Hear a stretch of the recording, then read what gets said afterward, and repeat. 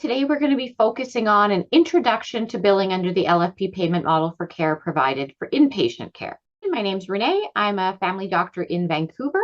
I am the Chief Medical Officer of BC Family Doctors. So what the heck does that mean? It means that over the last few years, I've had the opportunity to be deeply involved in revising physician compensation in BC, primarily through the LFP payment model, but also working with Karen and other physicians on the BC Family Doctors Board to revitalize and improve fee-for-service, because we certainly all know that compensation in BC has a long way to go to reflect the care that we provide to our patients in hospitals, clinics, and every other setting around the province. Today, we won't be covering billing for clinic-based care or billing for all the other places in which you provide care, but we will be focusing on inpatient care provided in hospitals. New for LFP payment model this go round is that we are adding 4 new areas of care for LFP billing. We started with clinic billing and we're adding the new areas now. Many of you probably are already billing LFP in your clinic. Some of you may be considering billing LFP for the first time. And for you, some of the information we're going to be talking about today is probably new. Things like time codes, which are a new concept. For today, we are primarily focusing on the application of the LFP payment model in inpatient settings. So how do you bill for the care you provide in inpatient care? If you're new to LFP in general, please keep an eye out for future billing webinars and some billing videos and other tools that we've got on the way to introduce you to the basics of things like what is a time code? We'll have all that available for you in the next couple of months so that you have the opportunity to learn more about the nuts and bolts of the payment model before you get started along with your colleagues. In the next 90 minutes, we're going to take you through an overview of eligibility and registration, as well as how time codes and interaction codes work together for remuneration on inpatient care at a hospital. Due to time limitations, we won't be reviewing the FPSC's on-call availability payment for inpatient care, other funding or other supports available for physicians who are not billing under LFP in this webinar. Further information about FPSC-related funding and supports is going to be shared directly by FPSC because we know this is a critical piece of the puzzle as you're figuring out your compensation in the weeks and months ahead. As we go through our next few slides, I want you to keep an eye out for an access to your sources of truth about the LFP payment model. LFP is now one step closer to being a comprehensive payment model that reflects what we as generalist physicians do. The LFP Payment Schedule is the source of truth about the LFP payment model, from clinic-based care to inpatient care, long-term care, and all the other aspects of care that have been included. You can find the payment schedule on both the BC Family Doctors and Doctors of BC websites. In addition, the billing codes for inpatient care can now be found in the simplified LFP guide on the BC Family Doctors website. I encourage those of you to have login access to go ahead and log into the BC Family Doctors website right now. We're not going to be covering the full details of all the codes today, so you might find it helpful to have it up on screen as we're going through so that you have the opportunity to see the full wording of the codes as we go through the details. For those of you who aren't sure if you're a BC Family Doctors member, you can shoot us an email and we'll share that information at the end of the webinar so that you can reach out to find out what you need to be able to access these billing tools. For those of you who use the billing question library on a regular basis, we haven't had the chance yet to update the content there. And so the questions that you are asking on tonight's webinar are going to help us populate that billing question library with the information that you need. We'll do our best to answer as many questions as possible on the webinar tonight, but for those that we're not able to get to, you can rest assured that we'll be using those to prioritize and put to the top of the list the things that need to go directly into the billing question library, and we'll make sure that we send that information out to everybody as well. So let's turn our mind now to a few key dates. Many of you who will have seen that the LFP payment schedule was shared earlier this week. If, like me, however, you're drowning in a sea of emails in your inbox and you haven't had a chance to see it yet, go back and look at the May 27th emails from Doctors of BC, and you'll see our LFP newsletter that BC Family Doctors and Doctors of BC jointly produce and send out on a regular basis. The payment schedule is attached there. We have, as I said, also updated the simplified LFP guide, and we're working on adding more information to that as we go through the coming weeks. Last week, we held a webinar about long-term care and palliative care. If you didn't have a chance to join us earlier this week for that webinar, you can keep an eye out for that recording. And on Tuesday, there's a pregnancy and newborn care billing webinar. And so again, you're welcome to join us to attend the webinar, or you can join us by looking at the recording later, and we'll get those all out for you as soon as we can. Most important date up here on the screen is June 24th. That's the day you'll be able to start billing under the LFP payment model for care for inpatient care, long-term care, palliative care, and pregnancy and newborn care. Prior to that, we're going to be working to get all of these resources up and ready for you so that you're ready to hit the ground running on June 24th. The other sort of key mention that I want to mention right now is that it was only a little over a year ago that the LFP payment model was introduced in BC. We're trying to move at the speed of light to support you because we know there's more than just these areas of care that need to be in the payment model. Over the last year, more than 4,000 physicians have enrolled in the payment model, and many physicians have written in to say that they're feeling hopeful for the first time in a very long time about the future of family medicine. Also, over the last year, more than 100 changes have been made to the clinic-based model in response to your feedback and suggestions. The reason that I mention that, well, we're probably going to need your help to make the inpatient care fit for purpose as well.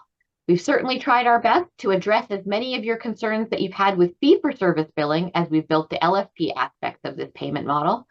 But of course, the way that inpatient care works in Vernon is different than how it works in Vancouver, is different again for how it works in Kelowna. And so we look to all of you to tell us what we did right, where we missed the mark, and to help us make it better as we go through the weeks and months ahead. That's what we did for the clinic-based model, and I'm sure with all of your help and feedback, we'll be able to do that for inpatient care as well. I'll make mention of two specific things that I think are quite big successes compared to where we are at with fee-for-service for inpatient care, and that's the importance of end-of-life care and the role of families. You'll see as Karen goes through the codes with you today, end-of-life care and the role of families are key elements that we've built into the LFP payment model because you've been telling us that this is needed for years. And as we do our work related to modernization of fee-for-service, we'll be doing the same in fee-for-service. So let's get into the nuts and bolts of it then, shall we? Right now, all of you are aware that you can bill under the LFP payment model for care provided in your longitudinal family physician clinic, for pregnancy and newborn clinics, as well as for home visits. As of June 24th, we add 4 more areas of care: inpatient care, long-term care, palliative care, and pregnancy and newborn care. I'm going to turn it over to Karen now, and she's going to walk us through the inpatient care journey because this has really guided how we've developed the time and the interaction codes. So over to you, Karen. Thanks. I'm Karen Forgy. I'm a family physician on the Sunshine Coast in Seashelt. And I'm also the chair of economics committee with BC Family Doctors. And I've been doing a few years now these webinars for GPSC, now FPSC. So as Renee was saying, the inpatient care journey is the most important thing for us to look at when we're trying to figure out what kinds of billing codes we need to have. The payment model was built around this patient journey from admission to discharge and considering all those touch points that pertain to physician-patient interactions throughout this journey.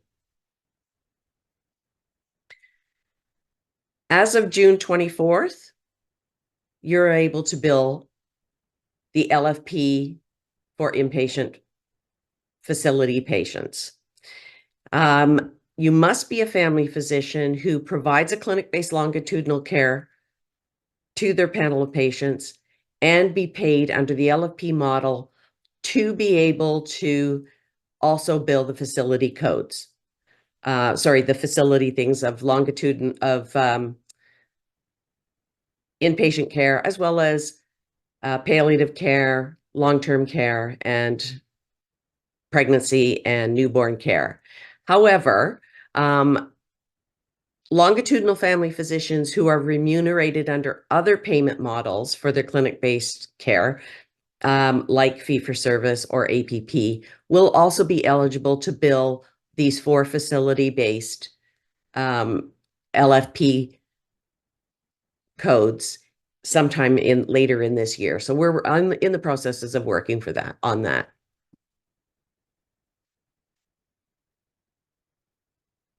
Locum eligibility is also available as of June 24th. So all of the fee codes that we're going to be speaking about are going to be based on LFP doctors, but there is a mirror set of codes for locums that is exactly the same. There's no difference, just the code numbers are different. And you will find those all within the payment schedule. You can have a look at those there. So to be eligible as a locum physician, you need to meet the locum eligibility criterion, and you need to provide LFP locum services on behalf of a host physician, remembering that the host physician does not need to be an LFP physician. So you just need to have a host physician for whom you are locuming to be able to bill these. As a locum, you can bill only the clinic-based LFP services if you wish. You can bill only the LFP facility-based services if you wish, or you can do both, as long as they are on behalf of a host physician. As with clinic-based care, when you submit your locum time codes, you need to make sure that the MSP practitioner number of the host physician is in the billing claim fees. There are 2 things that you need to do now that is different from usual. First, this is our little goat, just to let you know that our little goat he's not up in the corner anymore, but we do have a little goat up in the corner, which means that things are new. There he is. This is a change for you. It means that you need to enroll as an LFP physician or as a locum. And for LFP, that's the 98000. For a locum, it's 98005. Most of you will have already done that for this year. And then you need to register for whichever facility-based payment models you wish to be involved in. These are registration codes. We'll go through that just now. Next slide, please. So the registration codes are specifically for inpatient care, pregnancy and newborn care, and long-term and palliative care.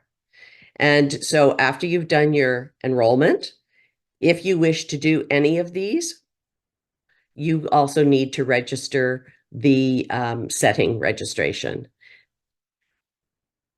On the right, that's all, those are on the left-hand side. On the right-hand side are the things that at this point in time are not billable under LFP. So surgical assist, anything you do in outpatients, emergency care, FP, anesthesia services, all of those you would continue to bill as you currently are, or in what other payment model is applicable for that. Now, just wanted to quickly review with you the things that are not LFP billable. These are the same as with the clinic-based work that you do. So out-of-province patients must be billed through Teleplan to MSP.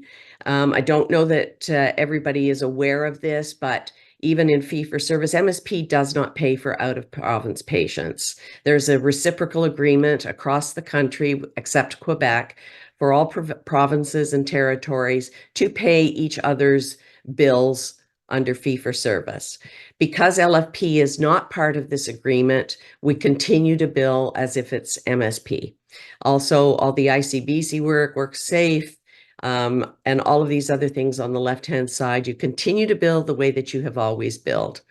Out-of-country patients also are not covered, and those would be charged directly to the patient or whatever you are currently using.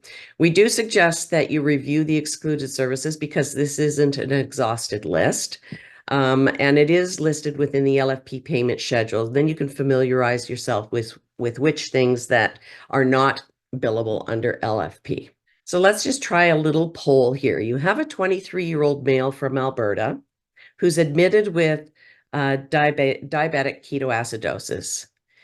Can you bill under LFP for this visit? This is a simple yes/no question.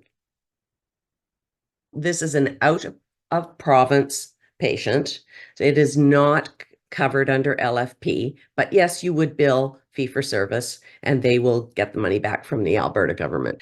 As we start this section, I want to mention that there are separate time codes and interaction codes for locums. Again, we're just going to do the ones for LFP, but there is a mirrored set that are exactly the same rules for you.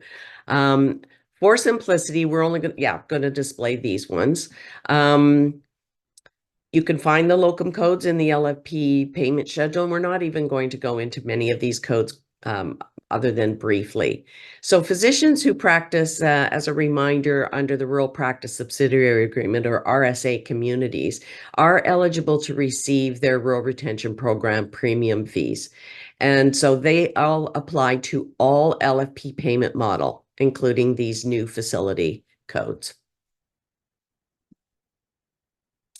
So how to bill the time codes. Anyone who's already billing for their clinic under the LFP model will understand this completely.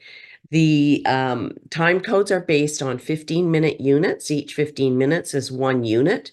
You need to work the full 15 minutes to be able to claim that unit, and it's across the calendar day.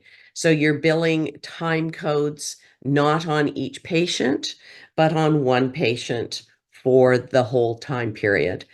There has been a bit of a change regarding which patient to bill your time codes to. And because we felt that this requires a lot of discussion and explanation and review to properly get that information to you, we're asking that you review the payment schedule and let you know that there will be more information coming forward about this new feature of which patient to put your billing code to, your time code to.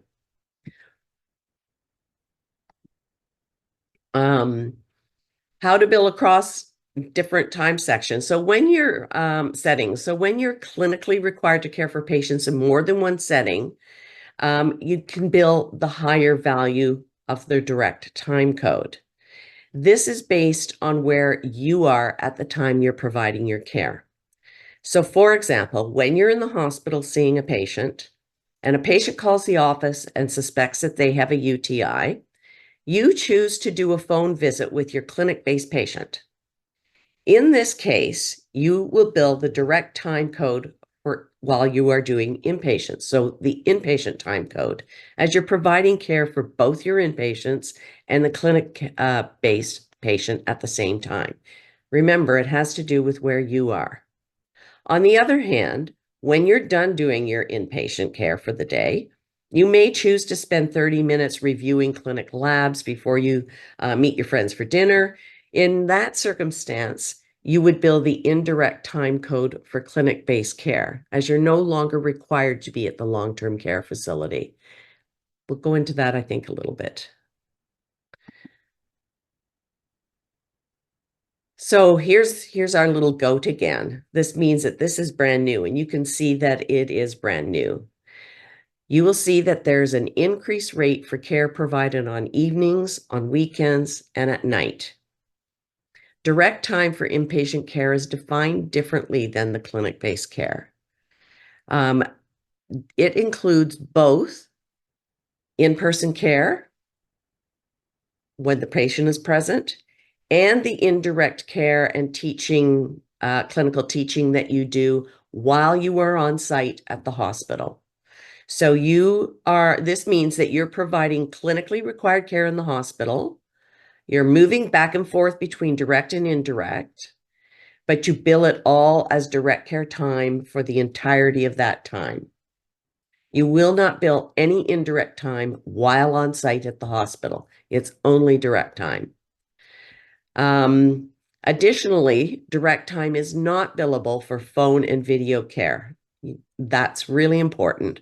So phone and video care provided for patients admitted to the hospital does not qualify for direct patient care, and we'll review that shortly. Another code that's come in is the new little goat is the travel time. So some of the key things about this is that it is for travel for the most direct route between patient care sites. And that includes your clinic, any facility setting, and the patient's home. There is a maximum of 1 hour, so 4 units of time. And it does require that you document this in the patient chart for whom you are doing all that moving around. For those of you who are currently billing under LFP for home visits, you will have billed your travel time previously using an indirect time code. Now, as of June 24th, you will use this time code for travel time between all patient care sites, including the clinic setting, facility setting, and the patient's home. Now, when you travel, though, from home to hospital or clinic, you cannot bill your travel time, even if this is an urgent visit. To compensate for that, there is, which we'll deal with on a further slide, there is a higher rate for urgent assessment. And for those of you who do out of hours call that might have you go back to the hospital, you also have the increased hourly time rate for evenings, nights, and weekends. Other time codes, you will recognize these codes, are the indirect patient care time and the clinical administration time. So these now will apply across all settings in clinic and facility. Rather than have another indirect time code for each of these new facility areas of work, it's going to be the same thing. And this will only be billed, indirect time will only be billed when you are off-site. So anything on-site while you're at the hospital will be billed under hospital direct time code. Any indirect time code will be the old clinic-based one, and it will be for out of facility when you're not in the facility. We don't expect that you'll have much clinical admin time under that's related to facilities either. We do again really suggest that you review the LFP payment schedule. It explains things probably better than I'm doing right now. So please do have a look at it. The next slide. Limits to time codes, another goat. Basically, there are no limits. You can bill up to 24 hours a day for your work in the hospital. And this is because we know that you're providing care and services in the hospital. You're spending countless hours there. This sometimes does include up to 24 hours of work there. Clinic-based time codes are still 14 hours, just to remind you. And so you can't do 14 hours plus 24 hours for 38 hours because there's not that many in a day. But you can bill for up to 24 hours. So that's a really nice piece for doctors who are putting in a lot of time doing inpatient care. Next poll.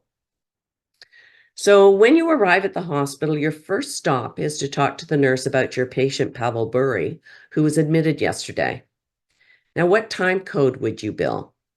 Direct inpatient time, direct clinic-based time, indirect care, travel time, or clinical admin time? Work at the hospital, doing inpatient care, everything is under direct inpatient time. Indirect time is only when you are not on site at the hospital. When you're at home, at a party, at the office, that's when you would bill indirect time. So now that we've looked at time codes, we'll look at the interaction codes. Next slide. We have a total of 9 interaction codes for inpatient care. The ones that are a little more highlighted on this slide are the ones that we'll actually review. The rest of them, again, you can see in the payment schedule. I wanted to also just briefly address virtual care in the context of inpatient care. As you can see, the majority of the services can only be billed when care is provided in person. This is this column here that you can see. The only patient interaction that can be provided virtually of those 9 codes is consultation. The family conferencing fee as well is payable by both in person or virtual, and the team communication is virtual only. So we're going to go into the family conference and the team conference in a little bit further to explain that for you. But I wanted to just reiterate that direct patient care time for inpatients is not billable for care that's provided by phone or video. Okay, next slide. So now you can sort of see how the interaction codes can be built throughout the patient's journey. And this takes you in from admission all the way to discharge, whichever way that is to occur. So we'll go over all of these, or most of these. The first one that we'll look at is the admission. But an admission code, it pays more because it's a lot more in depth, whether it's a patient that you know that is yours, or it's an unattached patient. It takes more time. You're starting everything from the beginning. Just the full history, making sure all the meds are correct, etc. So it pays a little bit more, and you get paid better for the admission. Next one is your standard visit that you do every day that you see the patient. Next slide. Then we have this new one with a nice little goat again, is the urgent assessment. This is a fee that you get to bill when you must leave immediately from an off-site location to provide care assessment and care of a patient that needs to be urgently and clinically required. And so it needs to be really an acute medical event or significant change in the patient's condition. These triggers are what would make you think that this requires an urgent assessment.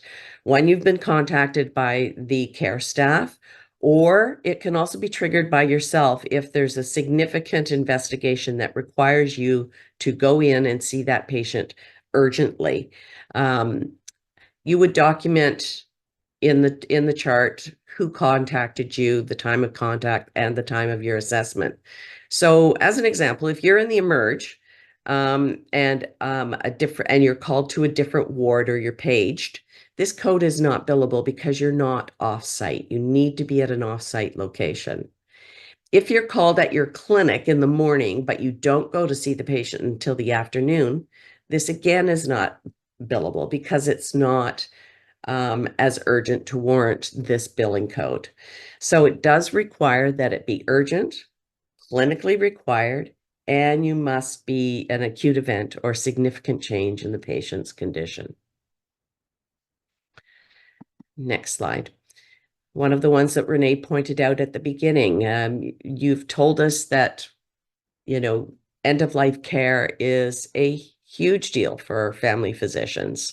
So we now have this code for end-of-life care that's payable for an in-person end-of-life visit. This code recognizes our value as experts in end-of-life care, and it acknowledges the extra time these patients often take for support and their family support and our care team.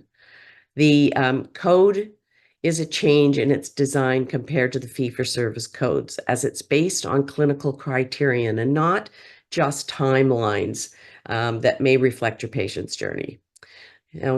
Some people are labeled as being palliative, and they can be around for a very long time. So this is specifically end of life, not just palliative. To qualify for billing this code, you need documentation that states the patient's most has been set at an M1 and that their palliative performance scale score is 20 or less. This gives us some idea of that they are very likely within the last few days of their life. And so this can be billed once per calendar day per patient. You would use this, if they are a PPS score of 30%, you would do a regular visit. You wouldn't do this. Okay. Next code. Next slide. Then we also have a discharge code, and that is really important because that usually takes a lot more work as well. So it's for an in-person discharge visit. So when they are being discharged either to another facility, another hospital, or to home, this is billable.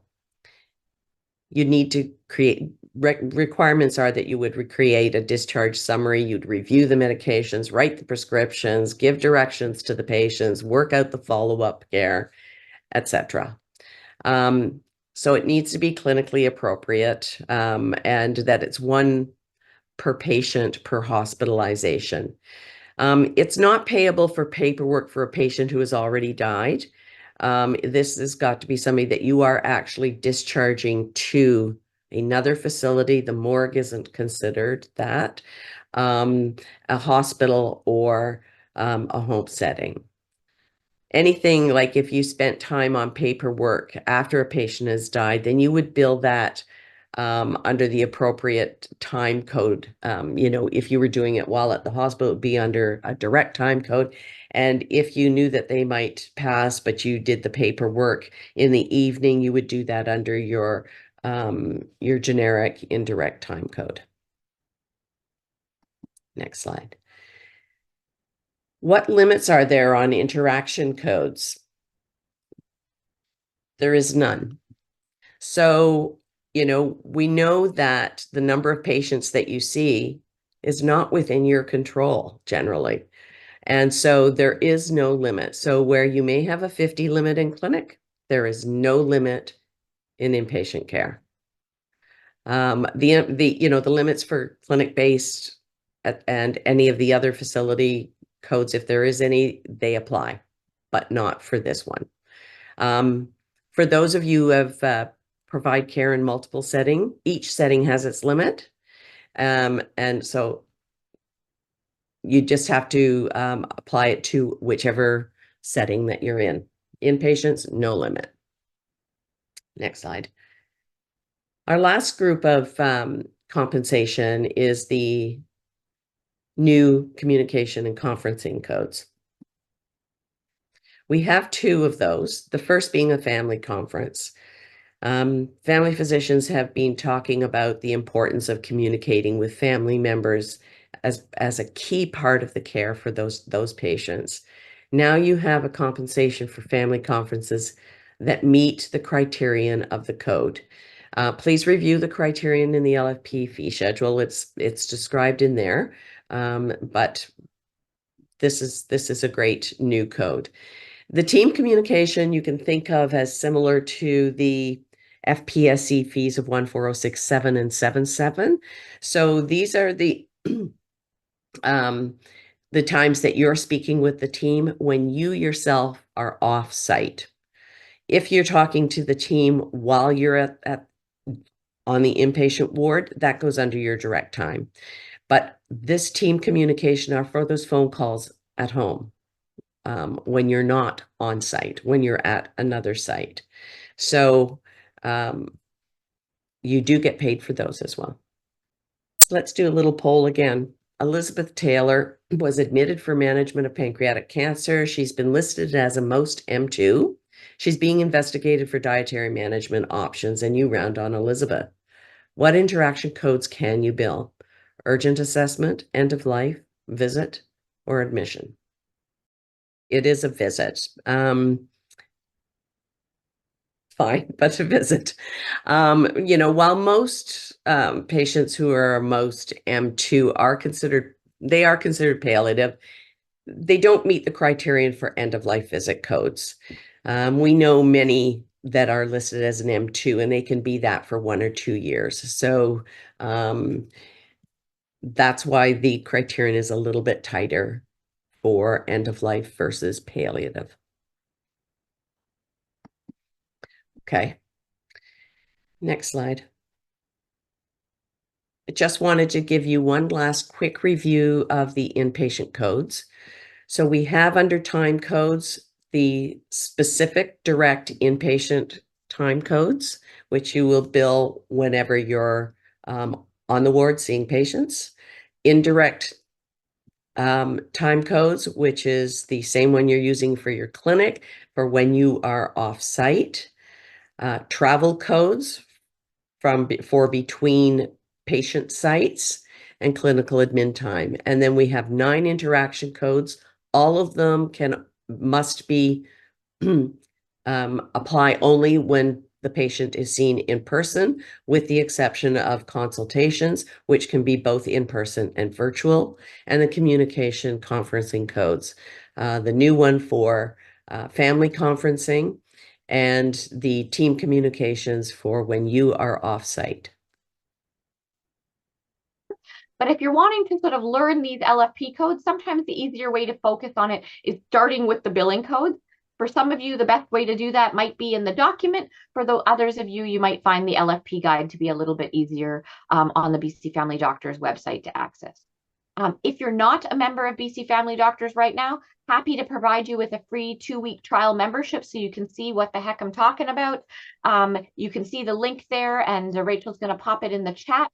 And if you really aren't sure, because there's 17 million different medical organizations in BC and you're not sure which one you're a member of, please feel free to just shoot us an email. We'll let you know one way or the other. Give you your login access if you have no idea what that is. If you are a member, and if you're not, we'll set you up with that free 2-week membership.